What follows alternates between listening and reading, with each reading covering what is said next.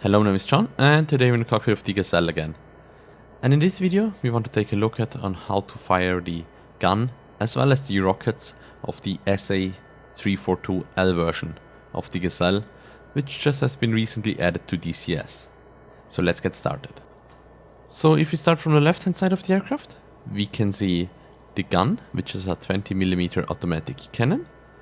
On the right hand side of the aircraft, we can see the rocket launcher, which carries 8 rockets, which are unguided. And on top of the aircraft, you will notice that the sighting system is much smaller compared to the M. And that is because in one part it cannot fire any hot stream missiles anymore, or it cannot guide them. And on the other side, it also has no night vision equipment, so it's daytime only use at the moment. And this makes, if we don't carry the rockets, makes the L version a bit lighter than the M version, so it's even more maneuverable compared to the M version. So yeah, this covers the outside differences, so let's get into the cockpit and look what changes in there. So first off, directly in front of us we have the sight used to fire guns and rockets. Then if you continue downwards, you will notice that while the sighting computer and sighting system is the same inside, we don't have the Hot 3 weapons panel, but instead we have one of the transponders down here and some audio equipment. And this was usually down here, but now down here we have the weapons control panels for the gun and for the rockets. And we can use this to set up whatever we want to employ. And so we will start doing that right now. But first off, we will activate the gun sight, which is dark unless you have selected either the gun or the rockets to be fired. Now, if you continue further down, we enable the power switch, and this shows us that we have 8 rockets loaded on the left and 240 gun rounds on the right. Now, down here we have 2 master arm switches, and if you activate the left master arm switch, you will enable the rockets, and if you activate the right master arm switch, you will enable the gun, and the gun reticle will change accordingly. So let's start off with the rockets in this time. So we'll enable the master arm for that. We get the green light, and then the only thing left to do is to enable the master arm of the aircraft, so we can actually fire them. And when firing the rockets, we can choose between a ripple fire or single fire. Ripple fire will fire the 8 rockets as soon as you hold down the button and keep it depressed, and a single fire, every time you pull the trigger, 1 rocket will go. And I will keep it on that because we're engaging a couple of trucks. I will try to engage them or shoot at them a bit more aimed and individually. So let me bring it out of auto hover, and we're on the airfield, or the trustworthy target area is directly in front of us, and we will engage a couple of trucks. The rockets probably can be used against these tanks as well, but according to, or due to the damage modeling, it's quite hard to destroy them, so I would recommend that for lightly or unarmed vehicles. Now, when running in, we just want to keep a good speed, and we want to keep the ball centered, so that our rockets don't veer, of course. And the sight is fixed, so we'll just have to do manual aiming.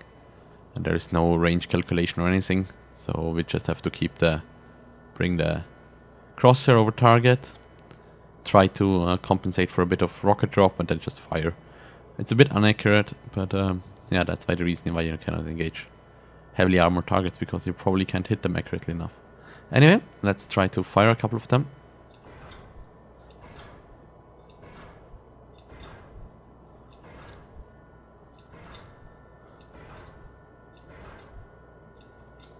Okay, we got a couple of hits, not too much damage, we got, I think, 1 vehicle burning down there.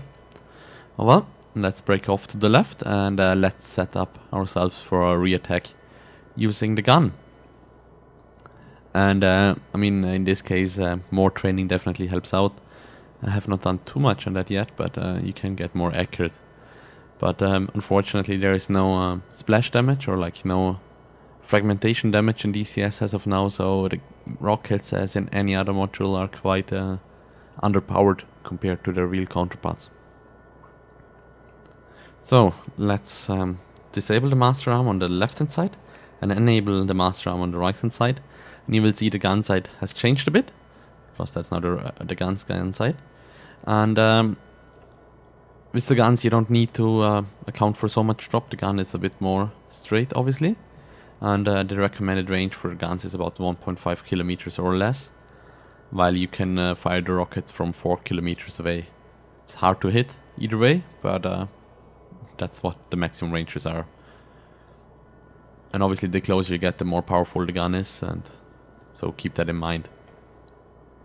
But also you want obviously not to get hit by any anti-aircraft fire, so getting too close is also not a good option. Just have to find the sweet spot, as usual. So let's realign ourselves for another attack run. And with the gun, it's quite it has a lot of recoil, and there's no automatic compensation, so you have to prepare yourself for the recoil and then give a left rudder accordingly to prevent the helicopter or to spin or rotate to the right and the gun going off target.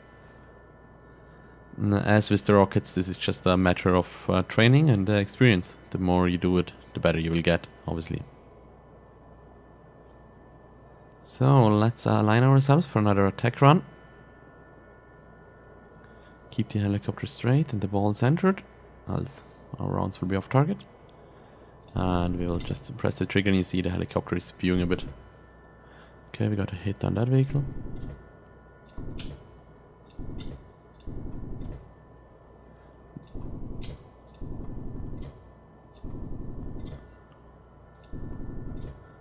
Yeah, I mean, we were very close now. That's nowhere near 1.5 kilometers, but on a target that does not fire back, guess it's fine. On any other target you want to keep more range. But yeah, this probably sums up how to use and activate the guns. And I bet if you do enough training, you'll get much better than I am currently. And for that, I will also add this mission to the description. You can download it from there and try it yourself. So yeah, thank you very much for watching this video. I hope it helped you a bit, and fly safe.